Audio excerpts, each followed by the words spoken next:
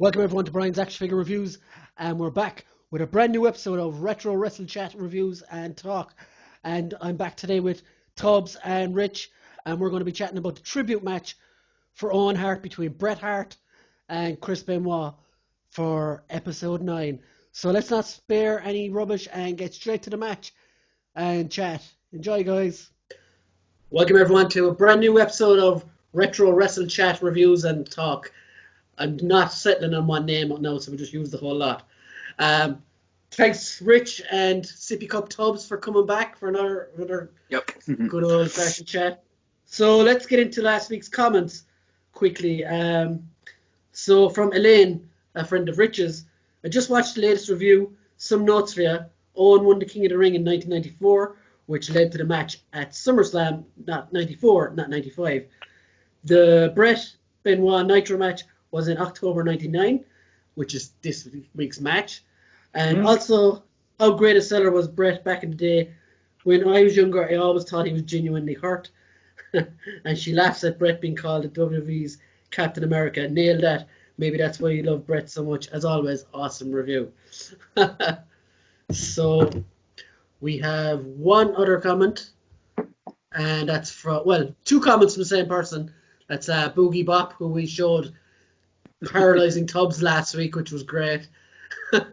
So Boogie Bop says, Tubbs, you did call it, but only as you've got blind hatred for Bret. Oh, God. And he also said, on top of that, he said, another great video, guys.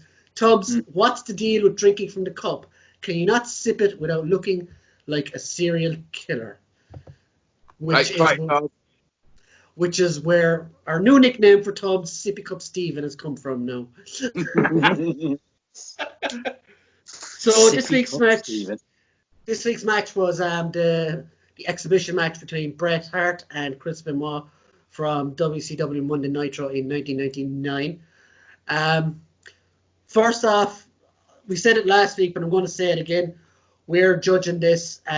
We're judging Chris Benoit here as the performer, nothing to do with what he did in his private life, which obviously was horrible, disgusting, and vile. So that's just a PSA before we go any further. So if you want to leave hate comments about us talking about Chris Benoit, please do so, but just know we're not talking about the men. I don't care what you... We're just reviewing the match. It's the match we're talking about, exactly. Mm-hmm. So guys, do you want to take the floor on the opening of it? On you go, Tubbs. I'm still waking up. Yeah, I'll go.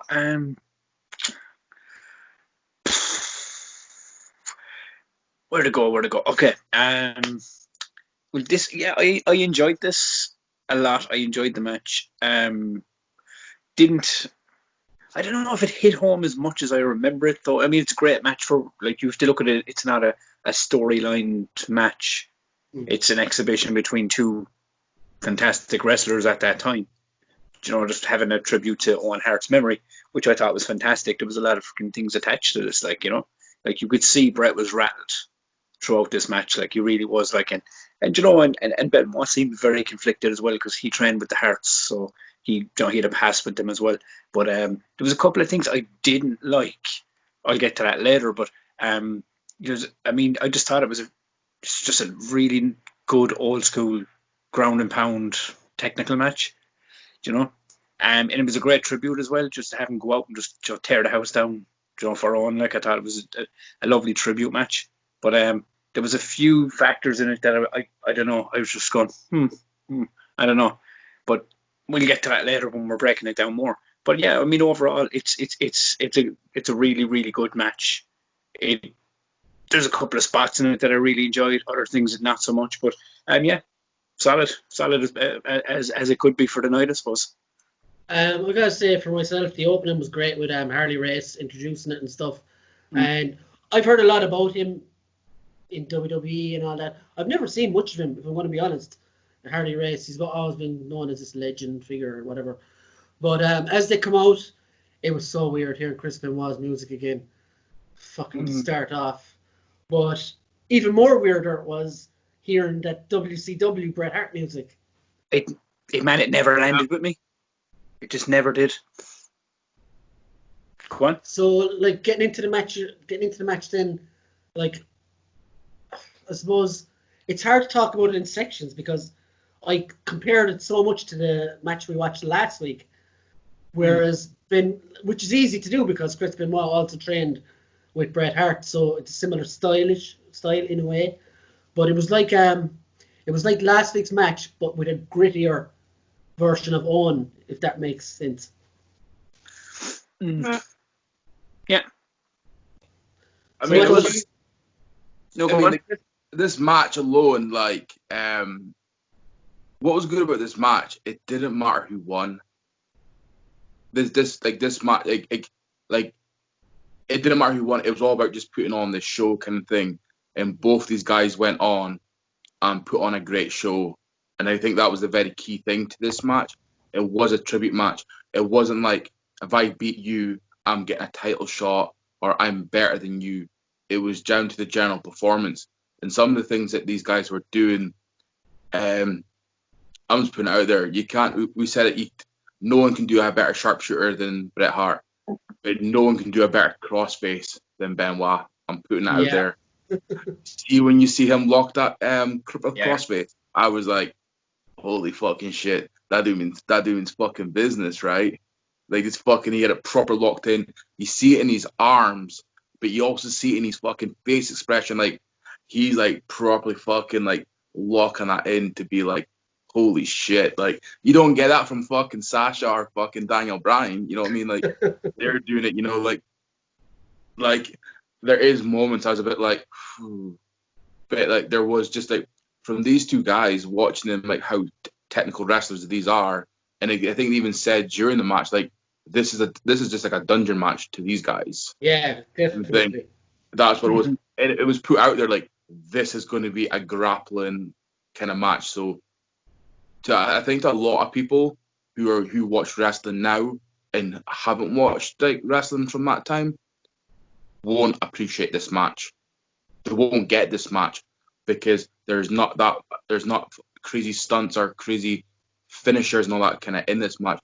But it's because it's a technical match and you don't really get that. Don't get really much wrestlers doing that kind of style now, especially in WWE.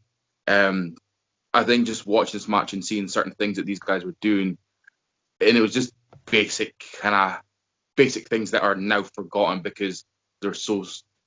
I guess they're so bland that you wouldn't pop a crowd anymore. But just watching these two guys really selling moments in some reversals. Like, can we just talk about the whip up the rope, Benoit off the rope, and into the he drops and grabs the leg and puts him into some kind of like weird Boston crab. Yeah, that was like I saw that first. I was like, what is this? It was the way he held it. It was like almost like Boston Crab into like a Walls of Jericho, like lion tamer. I was trying to figure what the fuck he was going for, but like it's how we got to it. I was like, that's fucking cool. Yeah, I was saying is when it comes to the Boston Crab that Benoit used to do, or the one he did in this match, I was never a fan of it. It always just I always felt it looked like he didn't know. Not he didn't know. It just always looked like he was going for a Boston Crab, but settled on a lion tamer. It just looked awkward. Yeah, he looked so awkward in it. Yeah, it looks like he's just, it looks like he's grabbing him by the thighs. It doesn't look like. Do you know when Jericho sinks in the lion tamer or the Boston Crab? It looks like it legit hurts. This one for me, when I saw it, I was going, with how strong and how hard hitting these two guys are coming at each other in an exhibition match. That just looks so. You know, I mean, you're not meant to hurt the other guy, but at least make it look like you're pulling on him. You know, when you're cross-facing his fucking head off 10 seconds later, like, you know? Yeah. It almost thinks to me, like, say, for example, like a younger brother trying to pull on his older brother who's bigger and larger, who can't maneuver the bodies. He's like, he's protecting dudes. So he's like, because it's almost like, it's like Bret's legs are too big for him or something. You know, yes. It almost looks like he's a way to, like, kind of pull him a bit more forward, do a style splash. The way he was holding him. Do you know what I mean? Like, yeah, he never got the arms over the legs. He has so high, like, you know? Yeah. I think that's the thing. It's probably, to be honest, it was probably how he actually when he set himself up to do it. He's probably like, I've pulled it up too high. I'm just going to work it Yeah, the I'm just way gonna I have am. to keep at it now. Like, But see, Like, all you need to do is sit down. but I would like. I mean, seeing it back, like I was like thinking the same things. Or maybe he didn't get him down far enough. But then thinking back, he did that all the time. Like he wouldn't do that even when he was in his WWE run. That was kind of how he'd put that move on. And I never liked it. I was just never a fan of how he applied it because I never understood. Is it a line tamer? Is it a Boston Crab? So I was confused. I never really knew what he was going for with the move. Or maybe it was a crippler move thing that he, cripples people with. Well, that's what I was thinking. Was it like one of his like kind of the odd things? Because I was also thinking, was it something that maybe Owen did back in the Stampede days? So it was like Maybe, yeah. could have been, yeah. was that a tribute? I assume that Elaine will watch this video and fucking tell me, like, if not, she's a huge Owen Hart fan from day one. I assume she'll fucking answer that. So in the comments are fucking Correct best. us if we're wrong. Yeah, like please do the housekeeping and correct us. Yeah. But like that was one of the first things I was wondering, was it potentially something, because I've never seen it like that before. I've never seen it moved on. Like so was it potentially an Owen Hart like Blue Blazer Stampede? Is it Stampede, wasn't it? Yeah, Stampede Wrestling, yeah. Stampede Wrestling. Was it kind of like his move from back then? It's kind of like, I'll do this as a tribute kind of thing. If someone knows, let us know, because but then you're also saying that you've seen Benoit do it several times. Now, going on that is, I always assumed as well, and this could be just a crazy thing that I have in my brain, but I always assumed it was because, do you know the way Benoit has a weird frame? Yes. Do you know he's like really jacked? His hands are up. His hands are really, they don't look really long. They're I always short wondered. as fuck, yeah, like I a always wondered, velociraptor. was it because he's so bulky? Did he settle on a move in that way because of how bulky his frame is? I always wondered that. I always kind of was going like, oh, maybe it's his frame. Maybe he doesn't have the reach to get the entire way around and stretch back. Yeah, I But then always again, thought that as well. His arms were always kind of too short for his chest or something. I'm probably talking utter lack of sleep madness about this move right now. But look into it. Ask Elaine. See if I'm right or wrong.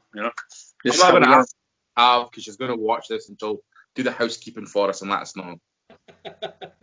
I like it. So like what like I thought it was really I think you said it already, Rich. It was one of the most crisp and hard hitting matches I've seen in a long time, and especially for Bret, because usually his matches don't look like, as we said last week, it doesn't look like he's hurting them. He can be sometimes a bit too safe, but Jesus, some of the suplexes and some of the punches, they were sold like balls, like they were So fucking with savage. the Benoit chops to the chest when Bret Hart was in the fucking turnbuckle. It was like whack, whack. I was like, oh, bro, man, like he's gonna have some fucking red marks on his chest tonight. Those Like, chops are still echoing around the stadium as we speak. Another thing, what took me off guard with this match was because I know it's not not a storyline based match. It's an exhibition match in regards to tribute to Owen. But I didn't remember it this way. But Jesus, Benoit took the majority of this match. Like if I'm wrong, tell me. But it seemed like Bret took a lot of the beating. It makes sense though, because he was the champion at the time. So obviously he is the dominating person, and then obviously like you always knew that Bret was going to have to win this match as a match kind of thing. So there's nothing better than having like, it's kind of that very typical thing. You get your ass fucking kicked the majority of the match, and you get that the upper hand at the end, and you get the win. So like I totally agree that like Benoit should have the upper hand during most of this match and kind of like own Bret quite a lot. Because think about Bret, that was quite a typical thing for Bret at times when you look back in some of his matches. He was the type of guy, because he was intelligent when he was wrestling, he got his ass owned a lot during matches, and then he found that key moment to kind of like reverse it, to kind of work on something and then go for the win. That was like sometimes a very typical Bret Hart thing. Like he did seem that kicked quite over the place. So it's like what people give out about with John Cena, the whole Super Cena thing. But Bret Hart did it so much better in that he sold it so much better, and it was much more subtle the way he used to come back and stuff as well. I agree with you to a point on that one, Brian. I think there's an element of the Super Cena thing with Bret at times, but I don't. I think the big difference is here is that Bret Bret wasn't booked to be like the Superman. You know, he was that's what I mean. It he was was more the face. And not, but Cena was always this big Superman. You know, nobody can beat Cena. This kind of thing. You know. So but like he's the excellence of execution. He is going to find that moment. Once you see him start do that run of moves, like it's fucking coming. Yeah, he's that good. He is the best there is, the best there was, the best there will be. He is going to find that moment where he can like get my ass handed to me. It's like that. It's now or never kind of moment, and that's when he kind of like Bret kind of gets in, and there's the opening. If I don't take this advantage now, that's it, kind of thing. So I think it just for Bret's kind of like for his character base, not his wrestling style, but for the kind of character base, it works perfect for him. So guys, what would be your worst spot of the match? I think we spoke about it. The fucking Lion Tamer Boston Crab like thingy, like his reversal was good. Like just the finishing on it, like curious to know what it didn't look right, basically. Yeah, no one looked comfortable in that. What about yourself, Tom's worst spot? Yeah, I mean, for me, that was the one where I really kind of I didn't like it. I wasn't a big fan of it.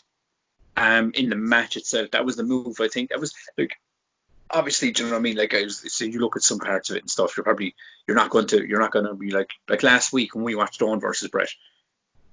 That was as close to flawless as I could see because it was just a perfectly placed match. It had the story behind it. This one, because it was simply an exhibition between two great wrestlers, just trying to honor, a friend and a brother. You don't have that story arc going into it and all this kind of stuff. So it is what it is. It's just a lovely, nice kind of showmanship match. But there was one thing I didn't like, and it wasn't even the match side of it. It was sections of the commentary. Yeah. Where I found like there was no need to have color commentary in this match. And I found Bobby Heenan was doing the JR or the Jerry the King Lawler type thing. He was keeping up his whole Bret Hart shit, wasn't he? Yeah, and I kind of found I was kind of going, all right, I get it. You're a color commentator. You're the Jerry Lawler of WCW. You're doing that shtick. But I was kind of going, this didn't seem. It felt out of place because I felt this didn't seem like a match that should have or needed that kind of commentary. This should have been just to honor Owen. It was a little bit distasteful, like, wasn't it? It was, yeah. Speaking of distasteful, my worst moment of the match, there was two of them, and it was classic WCW going to commercial break during a fucking testimony or fucking whatever match it was. That's just downright. I found that so disrespectful. Like that should have been like you have to see Raw doing it. Then close off the last half an hour and put on the most important match. Why couldn't they do something similar for fucking such a tribute match? Like, come on, like. Yeah, just leave it run. That pissed me off.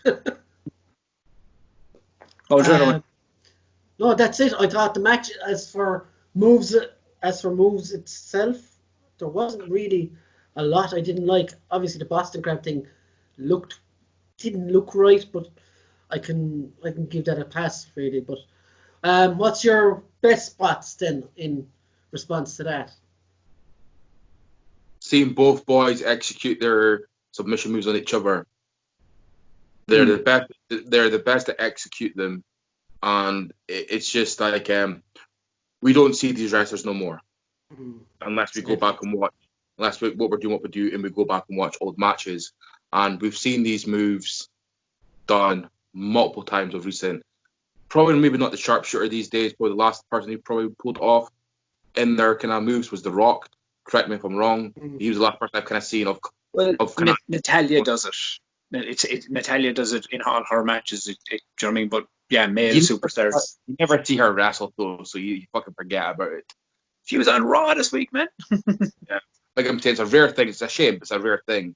But to see like these two people, like it's like it'd be like watching someone else do like a tombstone. It's just not the same as the Taker tombstone. So like seeing these both these guys in this one match doing like their famous finishers. Also like watching the flying headbutt, man, I was a bit like I actually felt uneased watching that, because obviously the flying headbutt leads to numerous things, and obviously leads to obviously the darker side of shit of the Benoit history. Watching that was like, actually I'd put that in one of my worst spots. Actually, I did find that actually uneasy to watch kind of thing, just knowing where that takes. But that, just for the record, that won't be affecting my vote on tonight because it's on the match.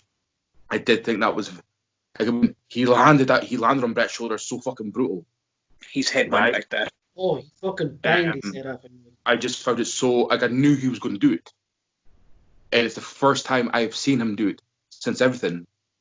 And I was just like, because like once they'd done the research and everything, that was all the concussions and everything. It was, and seeing that, I was like, oh my God, like, I probably won't go, unless it's a request. I couldn't see us be going back and doing another Benoit match unless it's a request, because I did find that part of the match very uncomfortable, knowing what he was going to. But getting back to the point, seeing those both boys doing the sharpshooter, and also just because it was fucking brutal, Bret he gets whipped off the rope, and then he's way running to Benoit, and Benoit fucking ducks, and how fucking brutal Bret literally goes into those ropes.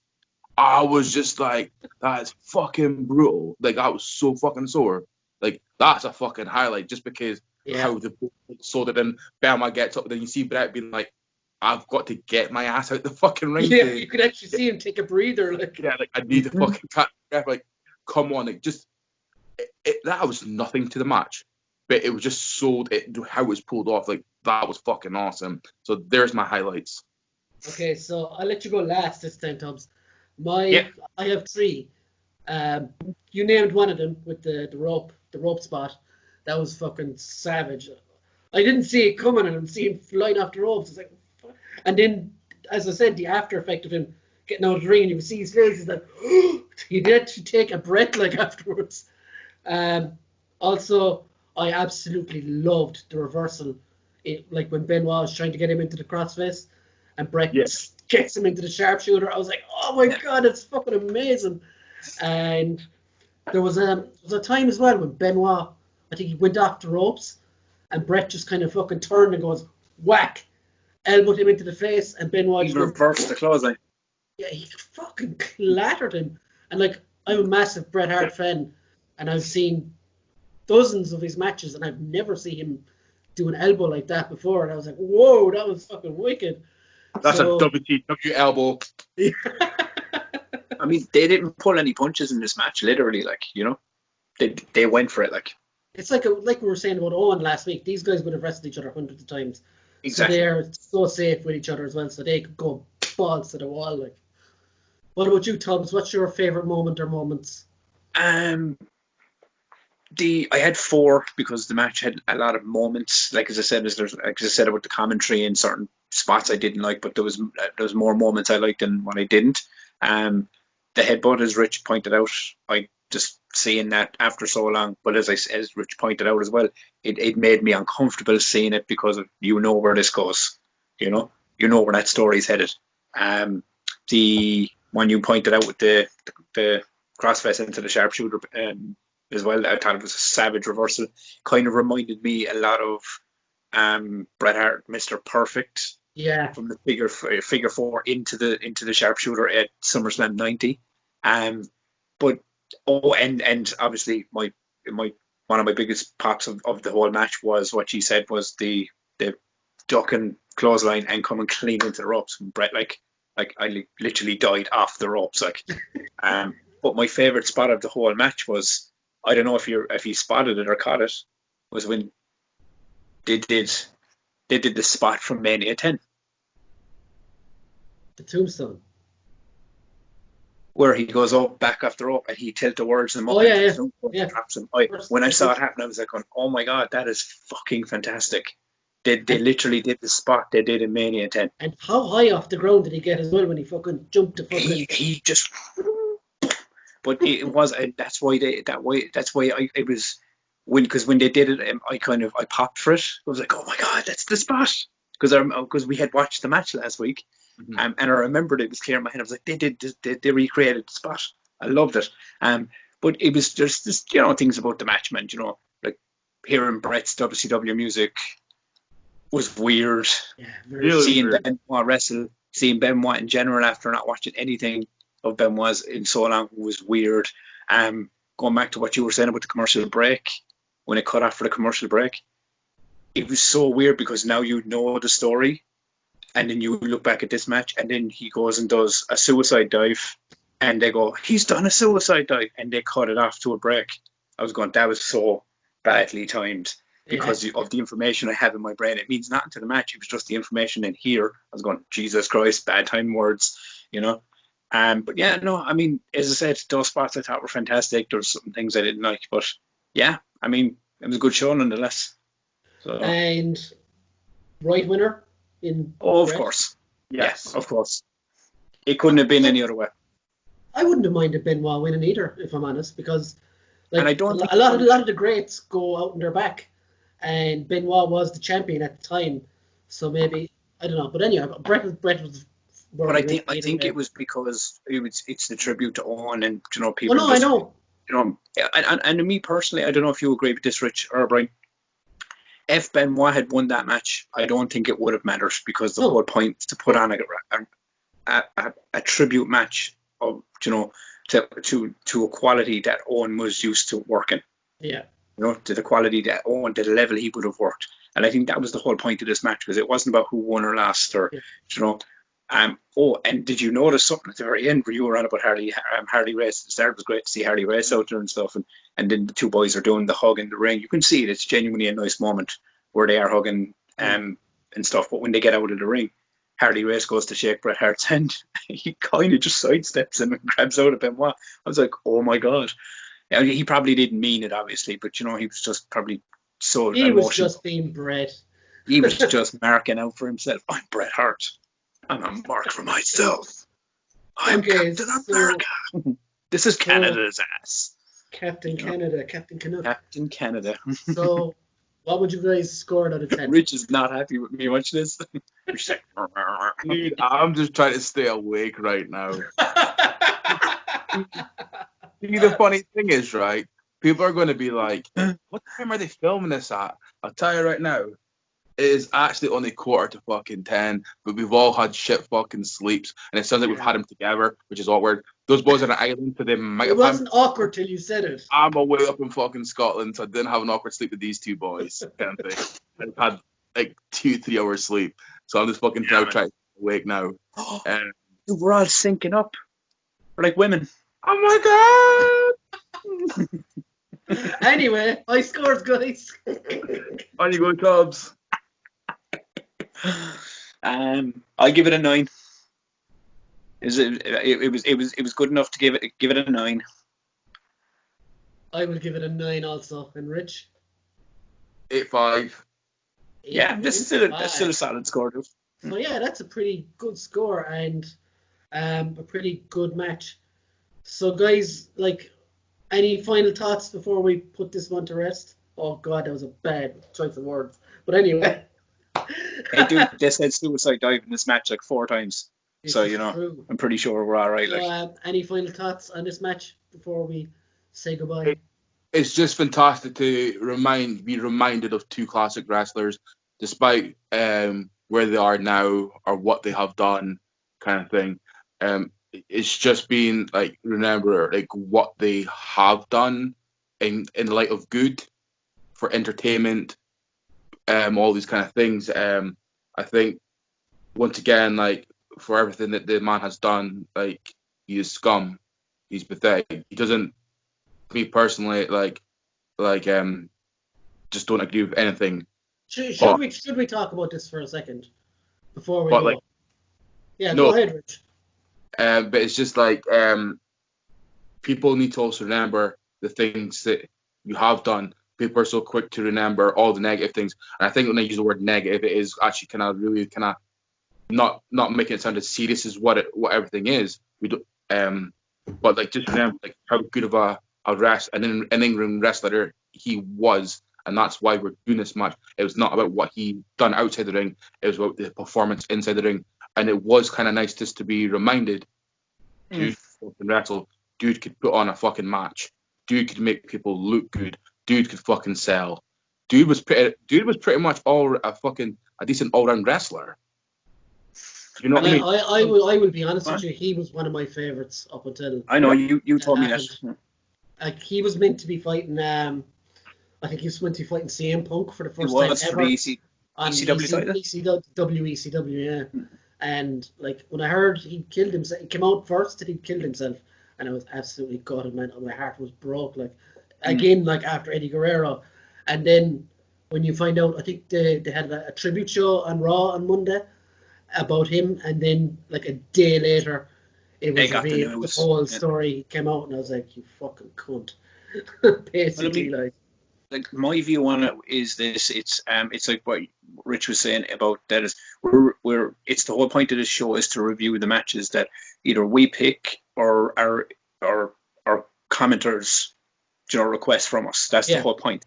And I think that's what we should do. It doesn't matter like if I hate New Jack, but if someone requests a New Jack match, I'll watch it. Anyway. He's just a fucking but you know what I mean. It's that things. What I find with Benoit, I look at this is the things. It's such a shame because, as you said, he was one of the greatest of all time. Like he was a Hall of Famer, guaranteed at some point. And it's such a shame that a wrestler of that talent and a career that was so solid is now beyond tarnished and obliterated. And people will never, even if people in the back of their heads are like, yeah, but I like watching these matches, they won't say it out loud because it's become that taboo issue now. It's a dirty word now, yeah. It is. It's a dirty word. But as I said, look, I don't watch any of his stuff. I don't sit down and watch Chris Benoit stuff. But I was like you, Brian. I did love him at one point. But it becomes down to the whole, some actions are kind of a little hard to condone or get past. The thing is, like, the one thing that you got to take away from this, it has been like studied and researched and proved that, for example, the flying headbutt was one of the moves that fucked with his head. Obviously, the depression of losing one of his best friends, Eddie, didn't help on his mental state or things. There was a lot of elements. But there was especially that flying headbutt. Once they'd done the head scans and everything, they were like, you see all this area here, that's all the concussions and all this kind of shit kind of thing. This was enough evidence that WWE will start taking actions and they don't keep up with it. They allowed Daniel Bryan to do the flying headbutt numerous fucking times. Do you know what I mean? The WWE need to understand that they should be accountable for some of their actions to allow wrestlers to be doing certain moves. That move should be completely banned. It's like the pile driver. Only Kane and Big Show, Kane and Undertaker are technically allowed to do the Tombstone Power Driver. They don't. The move is technically banned. Do you know what I mean? It's like they should be looking at going, this is the consequences of what can happen. We need, as much as they do look entertaining or whatever, they need to be banned. And if they allow a wrestler or a wrestler decides to fucking do it, that wrestler needs to be they need to be fined or whatever. Whatever kind of rules that they have. There needs to be consequences to be like, do you not know what fucking happened from a guy doing that in every single fucking match of his career? It's why now, anytime, I know it's banned in WWE, but we watch New Japan or Ring of Honor, you still see chair shots to the head. And I think the guy that used to be in WWE did it to Cody Rhodes. The Perfect 10 guy. It was Sean Spears. When he did that to Cody Rhodes, I literally did that away from the screen. It's fucking horrific. Here's the question for you boys. See now, right? Back in the Attitude Era, when we were all younger than that, the hardcore matches, the ladder matches, all these matches were cool. Are you fussed now for a chair coming in the ring? I'm personally not. I don't go, fuck if there's a table or I like a ladder match, but I think it's this type of match to be like, no, you have to climb up it to get the belt. It's just I like that because it's another way to win. I don't care for these kind of hardcore style matches anymore. They were cool. I'm more because for me, the hardcore match, you're throwing it in there to some of these wrestlers, be like, are you a shit worker? Like Are you that nowadays, element? yeah, there's no point I don't need. because, but still, I can still look back like a few weeks ago, Edge and Mick Foley. I can still look back at the matches in that time and compartmentalize. Like, you know, they're still awesome when they were back then, but nowadays it's just done for fucking no reason. Like, Yeah, but you know, I look at it as well in a way, and it goes back to what I think I've said it a few times, and I know we've talked about it over the weeks. We've done the videos. Is I think more so in WWE that comes back to that conversation with that WWE style. And you know, back in the Attitude Era, you would have had hardcore matches and extreme matches, and they were a lot rawer because people were allowed to fly and do a lot more. Now they become formula, like a formula. Do you know what I mean? It's like, oh, a formulaic. table spot has to happen here, and you're not allowed to do this, but you can just do these things here. Chair shots can only be hit on the back or into the stomach. Do you know, every now and again, do you know, like the Edge and Orton thing, they'll allow certain stars to get away with it, but you know, it becomes a formula of how it's allowed to be done. Same with ladder matches. I love ladder matches, as Rich was saying, but I found that they've become very formulaic.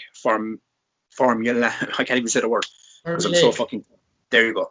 They've become that way. It's a thing of It's just, you know, it's the setup. You know, you can see it coming a mile away. The ladder's put here, and then they put it outside. There's no, you know, just going in, fucking throwing ladders at people, you know, hitting them with chairs across. Now, I don't want chairs across the head, as it goes back to what Rich was saying about Joe, thing with Benoit and everything else.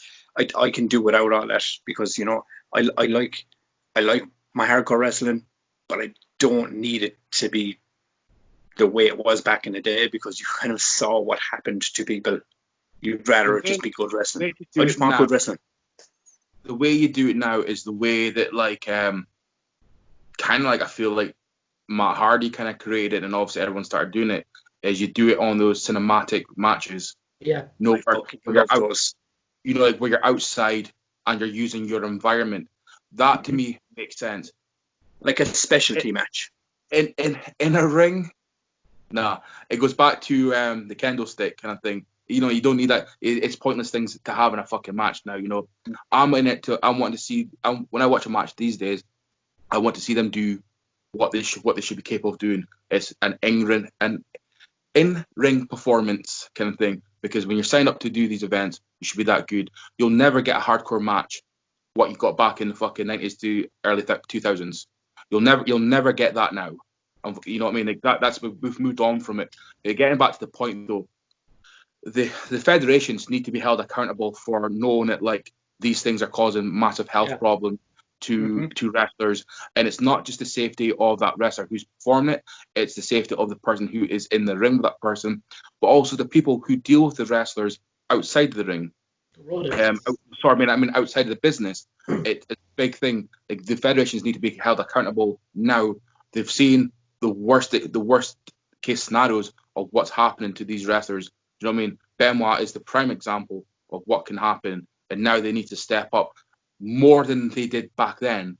They need to be held 100% accountable in the contract. Every wrestler should be fucking signing when like you know what moves are fucking banned. Yeah. If you do this, you will be suspended without pay until further fucking notice. If you've got a title, your title's getting stripped off you. If you're getting a title run, like because it needs to be, you need to be that serious about it and be like, this is the case scenario, no fucking about. And it's because at the end of the day, there could be fucking lawsuits. So how you suspend the fucking person for disobeying the rules, and you're going to save yourself a fucking massive lawsuit if something gets out of hand again. So guys, that was fucking. We went a bit deeper than usual there, but anyway, yeah, guys, it was a fucking great chat. A good match to talk about as well, and obviously the circumstances surrounding one of the people, which we've gone into a little bit. So thanks for coming on, guys. Again, people that are watching, get in your suggestions. We currently don't have a suggestion for next week, so it's my pick. It'll be a surprise. So and you like that. So and we'll all be super jazzed and untired next week. That, my dears, is a promise. Well, tired or not, we got a good conversation on that match. So yes, we did. I hope you all enjoy it, guys. And thanks, Tubbs. Thanks, Rich. Tubbs, you can go get your sippy cup now. Rich, you can go get your sleep. And we'll see you all next week. Bye. Bye.